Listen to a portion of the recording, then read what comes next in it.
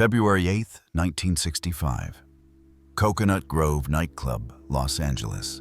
The Golden Globe ceremony. Julie Andrews steps onto the stage, clutching her Best Actress trophy for Mary Poppins. She smiles. She thanks the usual people: directors, producers, co-stars. Then she pauses. Her smile gets wider. And finally, my thanks to a man who made a wonderful movie and who made all this possible in the first place. The audience leans forward. They think she's about to thank Walt Disney. Instead, she says, "Mr. Jack Warner." The room explodes. Laughter, screaming, thunderous applause. Even Jack Warner himself is laughing, though his eyes aren't smiling, because everyone in that room knows what Julie Andrews just did. She thanked the man who destroyed her dream for making her a star. This is the story of Hollywood's most infamous casting betrayal. The role Julie Andrews owned for 3 years. The voice that Audrey Hepburn couldn't match. The Oscar revenge that became legend. This is the truth about the My Fair Lady betrayal. March 15th, 1956. Mark Hellinger Theater, Broadway, New York. Opening night of My Fair Lady. A 20-year-old English girl named Julie Andrews steps onto the stage as Eliza Doolittle. She's been performing since childhood. She sang for Queen Elizabeth at age 12. She appeared on British television. She made her Broadway debut 2 years ago in The Boyfriend. But tonight is different. Tonight, she's playing the most difficult role in musical theater history. A Cockney flower girl who learns to speak like a lady. 7 songs, 3 hours. Transformation from street urchin to elegant woman. And her voice has to carry it all. The curtain rises. Julie begins singing, "Wouldn't It Be Loverly?" Her voice is pure, clear, technically perfect. The kind of voice you can only get from years of classical training. The kind of voice that fills a theater without microphones. The kind of voice that makes audiences forget they're watching a performance. By intermission, the word is spreading. This girl is extraordinary. By the final curtain, everyone knows Julie Andrews is Eliza Doolittle. The reviews the next day confirm it. The show is a phenomenon. My Fair Lady breaks records. It becomes the longest-running Broadway musical up to that time. Julie and her co-star Rex Harrison perform 8 shows a week. Every single show sells out. The cast album sells millions of copies in months. This is the Hamilton of 1956. This is the show everyone has to see, and Julie Andrews is the reason. She performs 2,717 shows over 3 years. 2 years on Broadway, 1 year in London. She earns a Tony nomination for Best Actress in a Musical. She doesn't win, but everyone knows she's perfect. She is Eliza Doolittle. When people think of My Fair Lady, they see Julie's face. When they hear "I Could Have Danced All Night," they hear Julie's voice. The role belongs to her in a way few roles belong to any actor. She created this character. She made Eliza real. 1960. Julie stars in Camelot on Broadway opposite Richard Burton. Another hit, another Tony nomination. She's at the peak of her theater career. But she hasn't done film yet. She's never been in a movie. She's famous on Broadway, but unknown to general audiences in Middle America. In Clinton, Iowa, they don't know who Julie Andrews is. In Anchorage, Alaska, her name means nothing. She's a Broadway name, not a movie star. That distinction is about to destroy everything. 1961, Warner Brothers begins casting for the film adaptation of My Fair Lady. Jack Warner, the studio head, saw the Broadway premiere in 1956. He immediately decided he wanted the movie rights. He paid an unprecedented $5 million, the most expensive rights purchase in Hollywood history up to that point. He knows this will be a massive hit. He knows it needs to be perfect. Rex Harrison will reprise his role as Professor Higgins. Harrison is a movie star. Harrison has name recognition. Harrison is bankable. The role of Eliza Doolittle is offered to Julie Andrews. Except it isn't. Because Jack Warner never intended to cast her. He just lets people think he might. Alan J. Lerner, the screenwriter, wants Julie. Frederick Lowe, the composer, wants Julie. George Cukor, the director, wants Julie. Everyone who worked on the original production wants Julie. She created the role. She perfected it over thousands of performances. She knows every inflection, every gesture, every emotional beat. There is no logical reason not to cast her except one. Jack Warner doesn't think she's famous enough. He writes in his autobiography, My First 100 Years in Hollywood, that there was nothing mysterious or complicated about the decision. With all her charm and ability, Julie Andrews was just a Broadway name, known primarily to those who saw the play. But in Clinton, Iowa, and Anchorage, Alaska, and thousands of other cities and towns, you can say Audrey Hepburn, and people instantly know you're talking about a beautiful and talented star. Jack Warner wants a star with name recognition. He wants someone who has never made a financial flop. He wants Audrey Hepburn. There's one problem. Audrey Hepburn can't sing. She's a brilliant actress. She's elegant, she's beautiful, she's bankable. But she's not a singer. Not like Julie Andrews. Not with the technical skill required for Lerner and Lowe's complex score. Not with the range needed for I Could Have Danced All Night. Jack Warner knows this. Everyone knows this. But Warner has a solution. He'll hire a ghost singer, someone to dub Audrey's voice, someone whose name will never appear in the credits, someone the audience will never know about. And he knows exactly who to call. Marni Nixon, the ghost singer of Hollywood, the woman who sang for Deborah Kerr in The King and I, for Natalie Wood in West Side Story, for Marilyn Monroe's high notes in Gentlemen Prefer Blondes. Nixon is classically trained. Nixon has perfect pitch. Nixon can sing anything. And Nixon is used to staying silent. Her contracts always include clauses that threaten her career if she reveals her work. 20th Century Fox told her when she dubbed Deborah Kerr, "If anybody ever knows you did this, we'll see to it you don't work in town again." She signed. She stayed quiet. She watched other women take credit for her voice. But by 1964, people in Hollywood know. The secret is spreading, and this time it's going to explode. Julie Andrews learns she won't be playing Eliza in the film. Alan J. Lerner breaks the news. "I so wanted you to do it, Julie, but they wanted a name. It's devastating. This role belongs to her. She created it. She perfected it. She performed it 2,717 times. And now someone else will play Eliza in the version that will live forever. The version that will be seen by millions. The version that will be preserved in film history. Someone who has never played the role. Someone who can't even sing it. Julie handles it with grace publicly. She understands the business. She knows how Hollywood works. She knows name recognition matters. But privately, her heart is broken. This was supposed to be her film debut. This was supposed to be her moment. This was supposed to be everything. Then Walt Disney calls. He saw Julie in Camelot. He wants her for Mary Poppins, the magical nanny who flies with an umbrella and sings supercalifragilisticexpialidocious.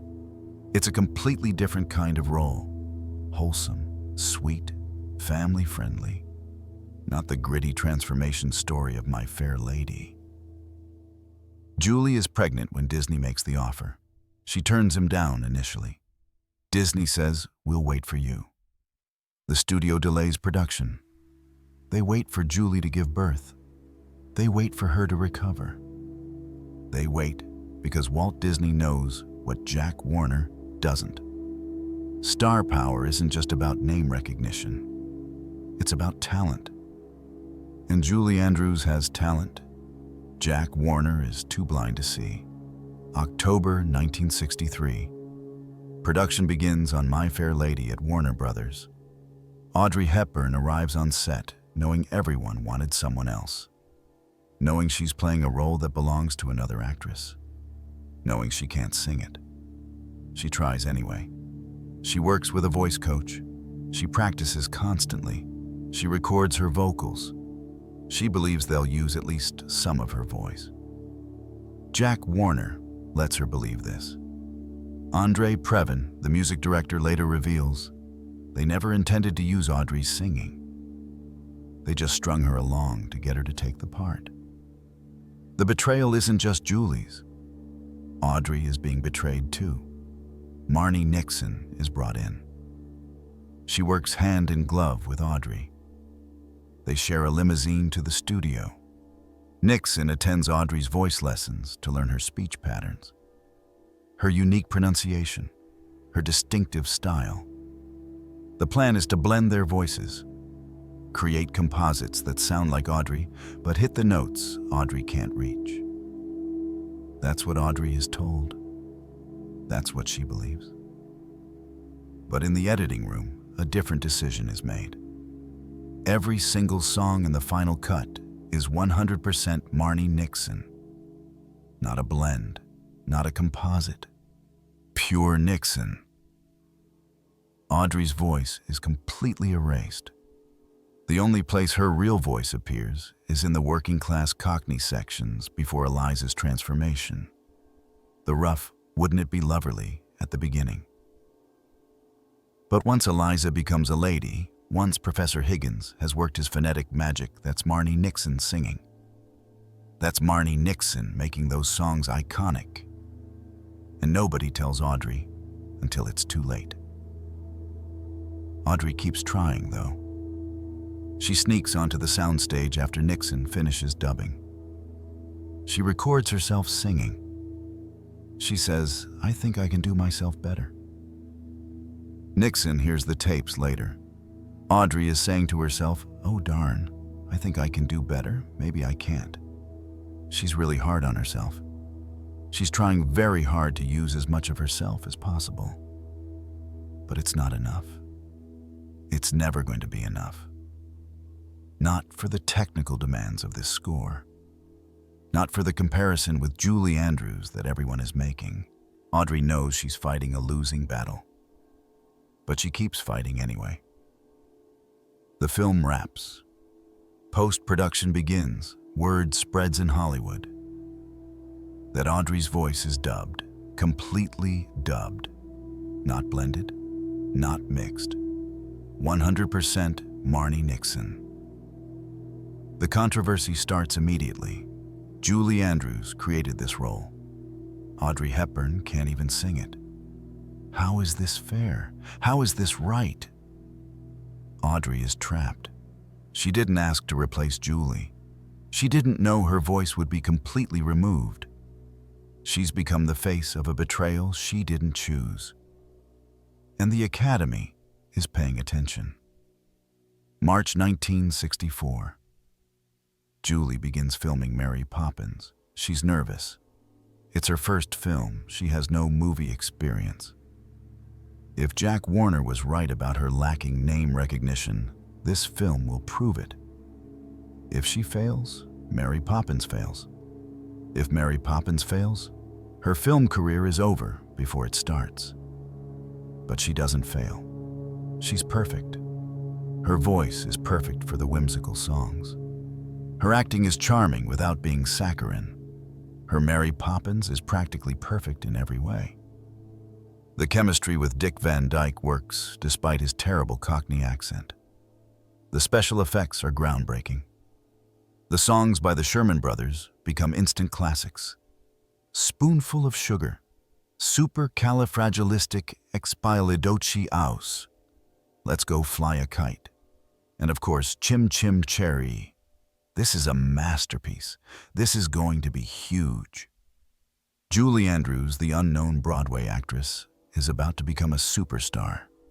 October 21st, 1964, My Fair Lady premieres. The reviews praise Rex Harrison. The reviews praise the lavish costumes by Cecil Beaton. The reviews praise George Cukor's direction. The reviews praise the sets. The reviews mention that Audrey Hepburn's singing was dubbed. The reviews draw comparisons to Julie Andrews. The reviews wonder why Julie wasn't cast. The controversy is now public. Everyone knows.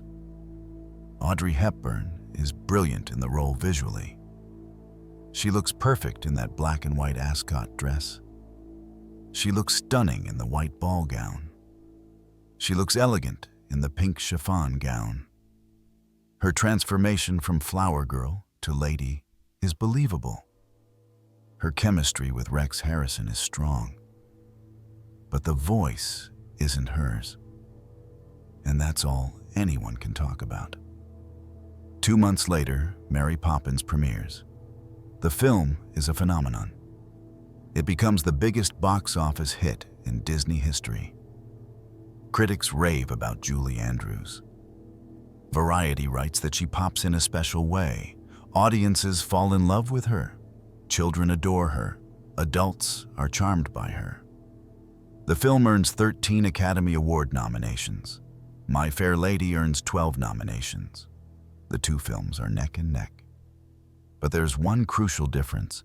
My Fair Lady gets nominations for Best Picture, Best Actor for Rex Harrison, Best Director for George Cukor, Best Supporting Actor for Stanley Holloway, Best Cinematography, Best Costume Design, Best Sound, Best Art Direction, Best Adapted Screenplay, Best Scoring, Best Film Editing. 12 nominations, but no nomination for Best Actress. Audrey Hepburn is snubbed. The Academy makes a statement. The Academy says if you can't sing the role, you don't get nominated. The Academy says Julie Andrews was robbed, and this is the consequence. Mary Poppins gets 13 nominations, including Best Actress for Julie Andrews. In her first film role ever, the unknown actress from Broadway. The woman Jack Warner said wasn't famous enough. She's nominated for an Oscar. Audrey Hepburn, the established movie star. The woman who has never made a financial flop. She's not. The irony is brutal. The message is clear. Hollywood chose wrong. If you're enjoying this investigation into Hollywood's darkest secrets, don't forget to subscribe to Audrey Hepburn, The Hidden Truth, because we're just getting started with what they covered up. February 8th, 1965. The Golden Globes. Both films are nominated. Julie Andrews is nominated for Best Actress Comedy or Musical. Audrey Hepburn is not. The ceremony begins. Andy Williams, the popular crooner, is hosting. The Best Actress category arrives. Andy Williams opens the envelope. The winner is Julie Andrews for Mary Poppins. Julie walks to the stage. She accepts the trophy. She gives her thanks. She mentions the director, the producers, the cast. Then she says, "This lovely honor is a wonderful memento of a very happy time." The audience expects her to thank Walt Disney. Instead, she says, finally, "My thanks to a man who made a wonderful movie and who made all this possible in the first place." She pauses. Mr. Jack Warner. The room goes insane. Everyone screams. Everyone laughs. It's like a thunderous scream. Even Jack Warner is laughing, though you can see in photographs his smile doesn't reach his eyes, because Julie Andrews just thanked him for rejecting her. She thanked him for betraying her.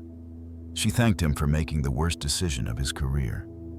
And she did it so sweetly, so charmingly, so perfectly in character as Mary Poppins, that nobody can criticize her for it. She stayed in character as the sweet, polite woman while showing her competitive spirit. The shade was thrown with a spoonful of sugar. It's brilliant. It's devastating. It's perfect revenge.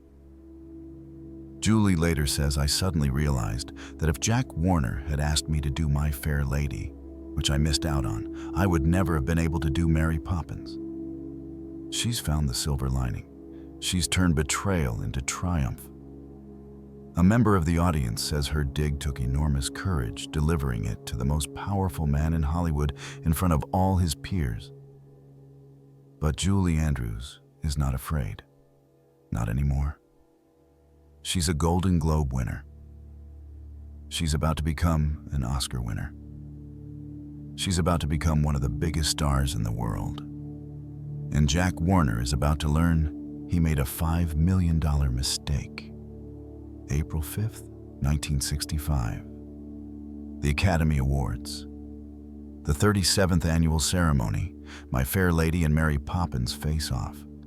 My Fair Lady is nominated for 12 Oscars. Mary Poppins for 13. The night begins. The technical awards go back and forth. Mary Poppins wins Best Film Editing, Best Original Score, Best Original Song for Chim Chim Cheree, Best Visual Effects. My Fair Lady wins Best Cinematography, Best Sound, Best Art Direction, Best Costume Design for Cecil Beaton. Both films are racking up wins, but the big awards are still coming. Best Actor, Best Director, Best Actress, Best Picture. Best Actor goes to Rex Harrison for My Fair Lady. He wins. He deserves it. His performance is brilliant. His musical talk singing is iconic. He delivers his acceptance speech. He mentions Audrey Hepburn, who presented his award. He looks into the audience. He sees Julie Andrews sitting there. He says, I have deep love to two fair ladies. He acknowledges both. He knows the controversy. He knows the betrayal. He tries to smooth it over. But everyone knows only one fair lady won tonight. Best Director goes to George Cukor. Cukor for My Fair Lady. He's been nominated 5 times. This is his first win. He's 74 years old. He's waited his entire career for this moment. He deserves the recognition. But everyone knows he's winning for a film that shouldn't exist in this form. A film that should have starred Julie Andrews. A film that betrayed its own legacy. Best Actress. Sidney Poitier opens the envelope.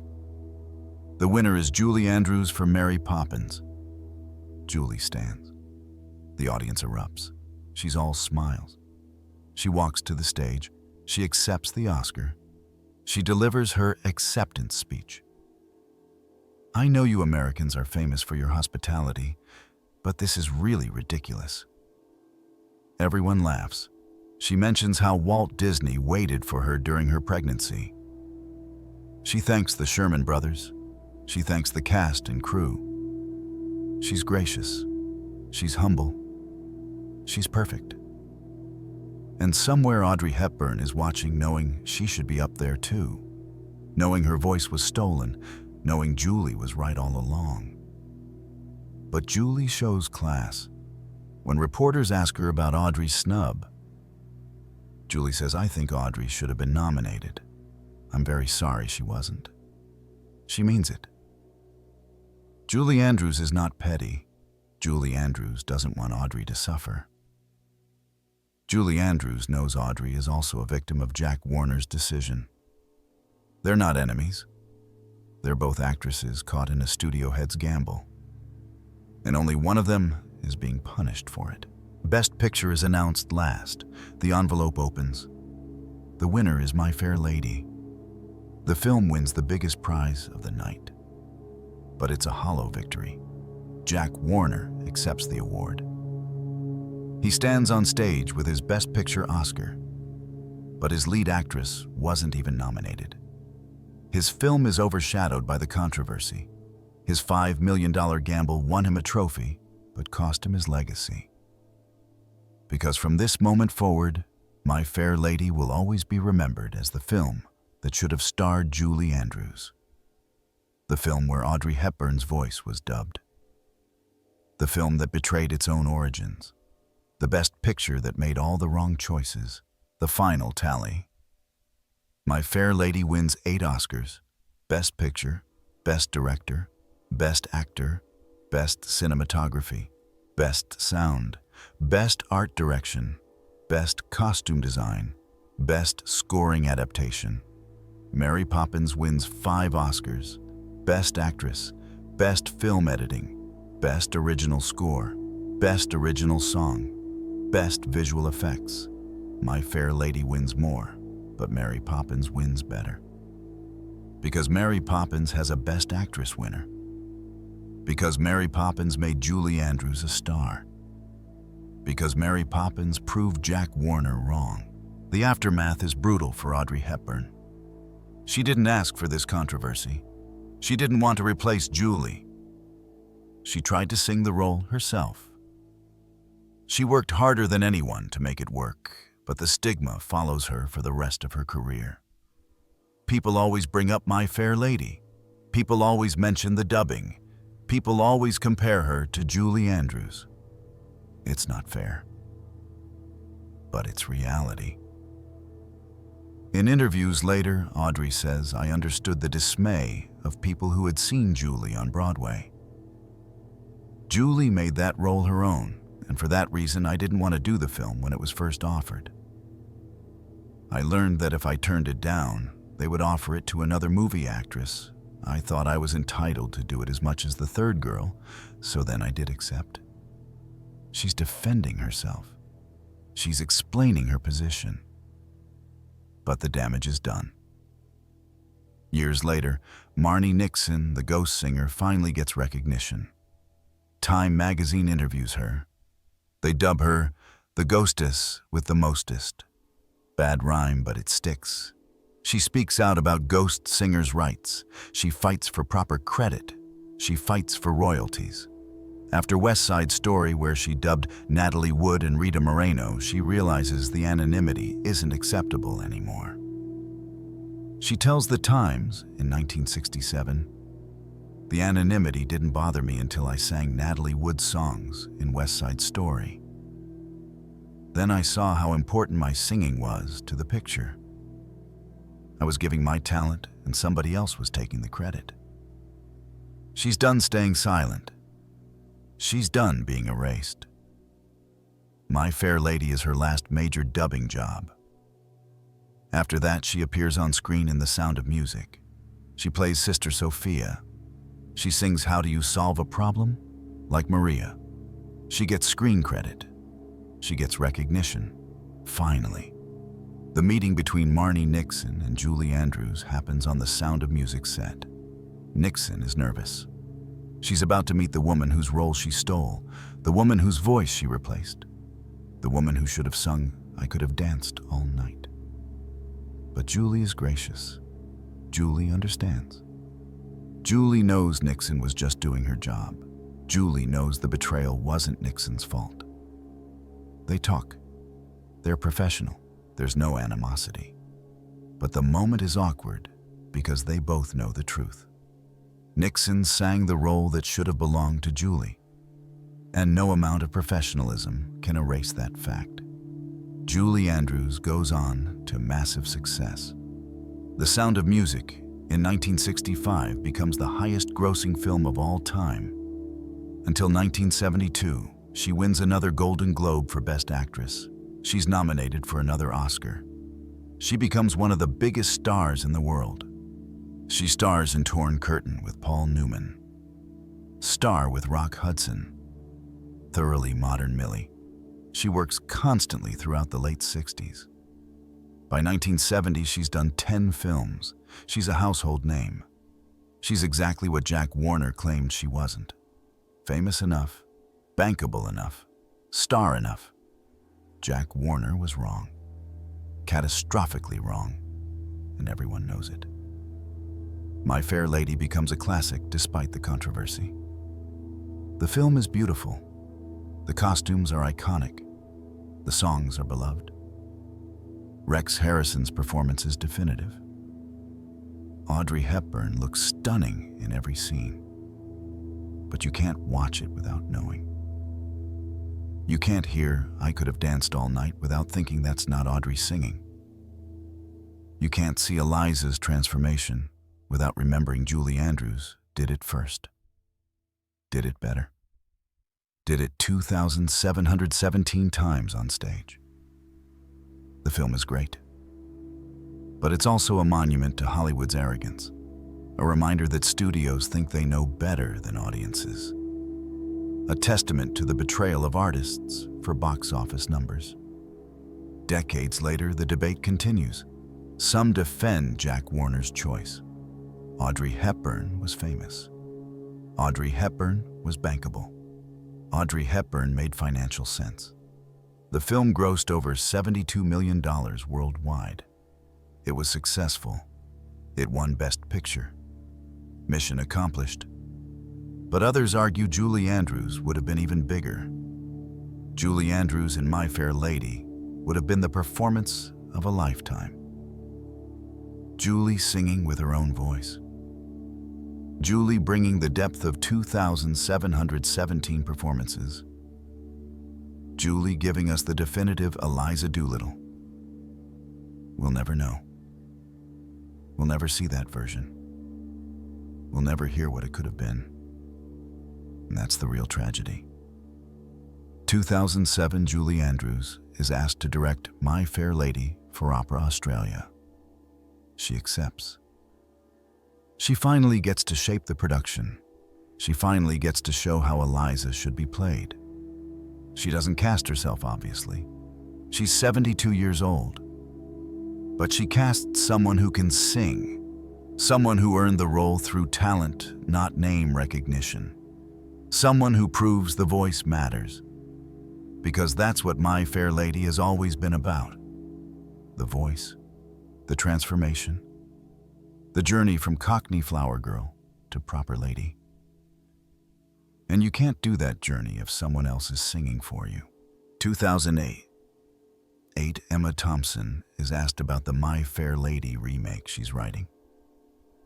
She tells The Hollywood Reporter, "I was thrilled to be asked to do it, because having looked at it, I thought that there needs to be a new version."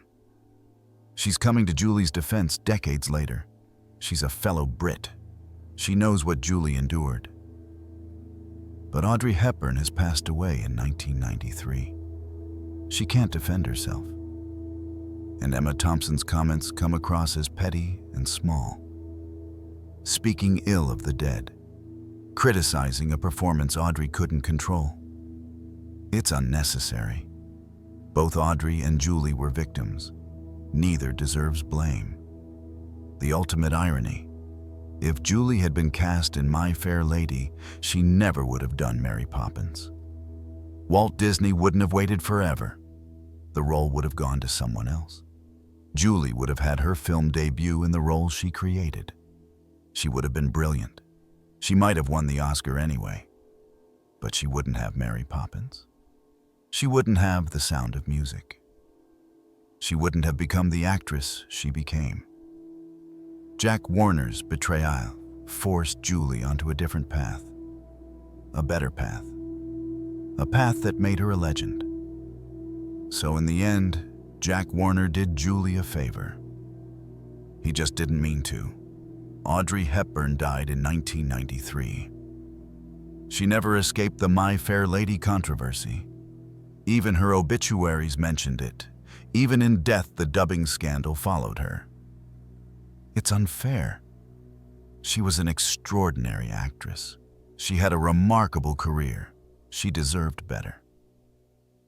But Hollywood's betrayal of Julie Andrews became Audrey's burden. And that's the cruelest part of this story. Two talented actresses, Both betrayed, one by being rejected, one by being used. Both damaged by a studio head who thought he knew best. Jack Warner died in 1978. His autobiography defends the My Fair Lady casting.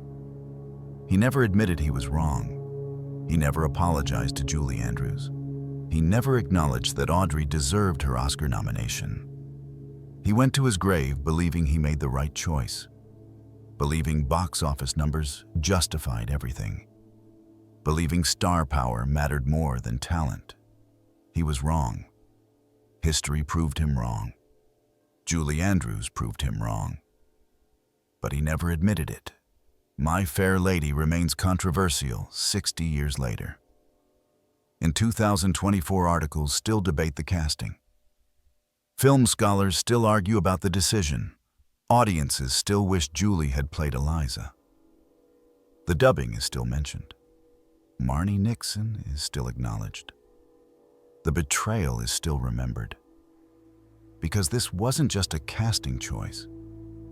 This was Hollywood telling artists, your work doesn't matter. Your years of perfecting a role don't matter. Your talent doesn't matter. What matters is name recognition. What matters is box office guarantees. What matters is the studio's bottom line. And Julie Andrews stood on that Golden Globe stage and said, no. Talent matters. Art matters. Betrayal has consequences. And I won tonight. The final score. Julie Andrews, 3 Academy Award nominations. 1 win for Mary Poppins, 6 Golden Globe wins, 3 Grammy wins, 2 Emmy wins, Kennedy Center Honors, Screen Actors Guild, Lifetime Achievement Award, Dame Commander of the British Empire. She's a legend. Audrey Hepburn, 5 Academy Award nominations, 1 win for Roman Holiday, 7 Golden Globe nominations. She's also a legend. Both women were extraordinary. Both women were betrayed by My Fair Lady. Both women survived. But only Julie got her revenge. Only Julie thanked Jack Warner for making the worst decision of his career. Only Julie turned betrayal into triumph. And that's why when people remember My Fair Lady, they remember the controversy. They remember Julie Andrews should have been Eliza.